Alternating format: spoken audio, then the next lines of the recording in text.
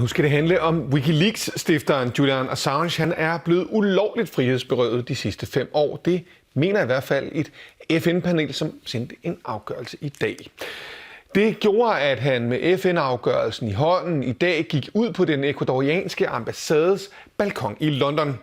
Julian Assange, som vi ser her tale fra balkonen på ambassaden, har siden 2012 opholdt sig i London af frygt for at blive udvist til Sverige og USA.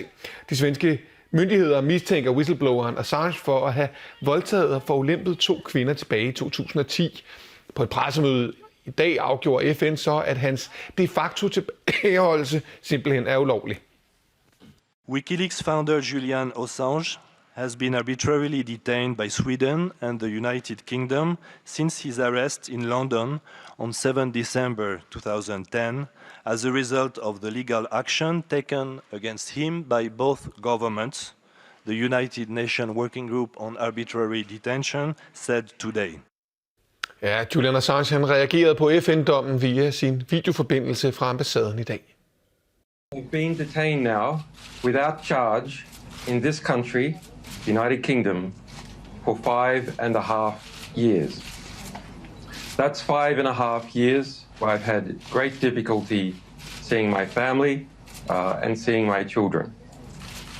Today, that detention without charge has been found by the highest organization in the United Nations that has the jurisdiction for considering the rights of detained persons to be unlawful.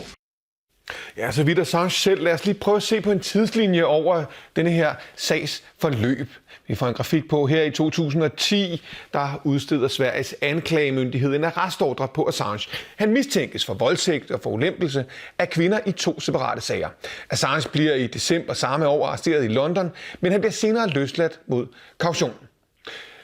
Britiske højesteret bestemmer i maj 2012, at Assange skal udleveres til Sverige. Assange går ind på Ecuadors ambassade i London og får efterfølgende asyl, da Ecuador frygter, at hans menneskerettigheder bliver krænket, hvis han bliver udleveret.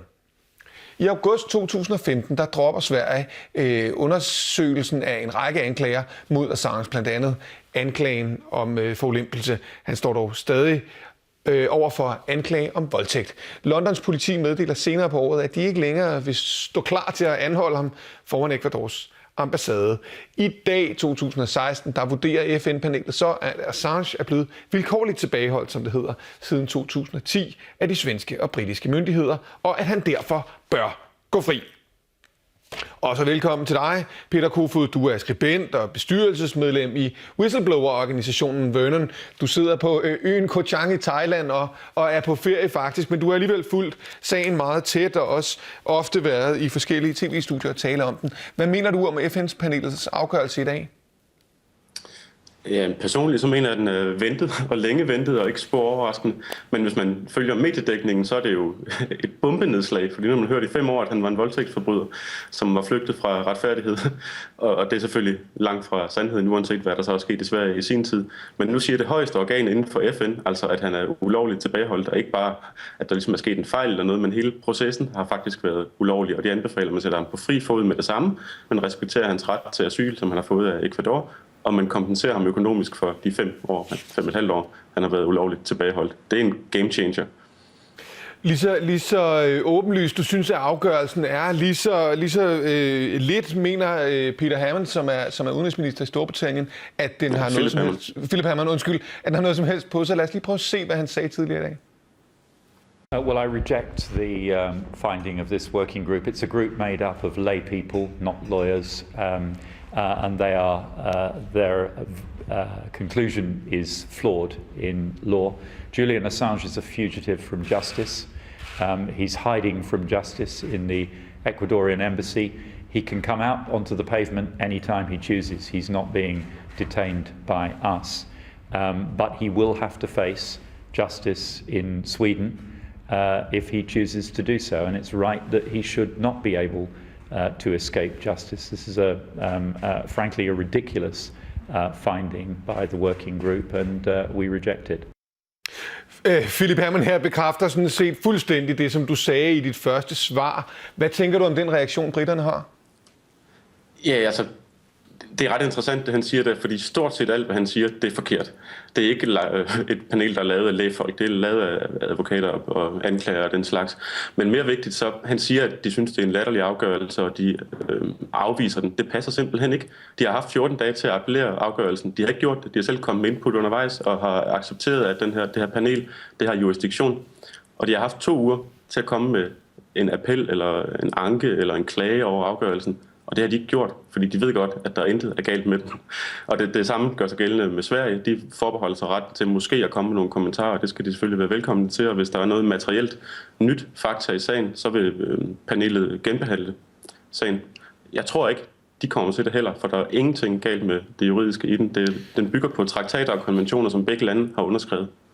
Peter Kofod, jeg kunne godt tænke mig at spørge dig om 2 ting. Ikke? Den ene er, hvad med den her dom burde der ske nu, og den anden er, hvad tror du rent faktisk, der kommer til at ske? Ja, det, der burde ske, det er jo ligesom det, som FN selv siger, bemærkelsesværdigt bramfrit i øvrigt. Altså, at han burde sættes på fri fod med det samme garanterer, så han ikke bliver arresteret, mens han rejser til Ecuador, eller hvor han nu vil hen for at nyde sit asyl, og at han skulle have kompensation. Det burde ske, og så burde det få nogle gevaldige konsekvenser, fordi embedsmænd, politikere i Sverige og i England, der har fucket det her så gevaldigt op. Om det kommer til at ske, det tror jeg ikke, at det går så nemt. Jeg tror nok nærmere, at man vil se en masse medier, der lader som om de ikke rigtig kan forstå, hvad der foregår, og ligesom giver rygdækning til de politikere, og ligesom Philip Hammond lige før siger noget, der er ganske simpelt og faktuelt forkert. Så det er op til medierne egentlig i første omgang i Sverige og i England, om man skal slippe afsted med det eller ej. Er der tidligere sager, hvor landene ikke har efterkommet kravet fra FN?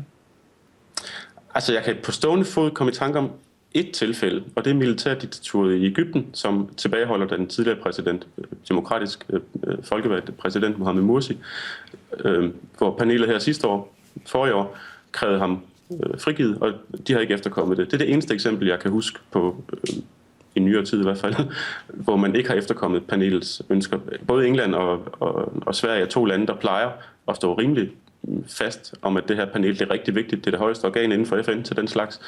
Og det er ligesom basis for, hver eneste gang et eller andet land har nogen til at sidde i spillet andre steder, så det, og det er uretmæssigt, så er det dem her, man skal klage til for at få personerne løsladt, og sådan plejer det at gå. Og som vi så gjorde det her panel altså ikke særlig stort indtryk på Philip Hammond, der er britisk udenrigsminister. Peter Kofod, tak fordi du var med fra Koh Chang. Velkommen.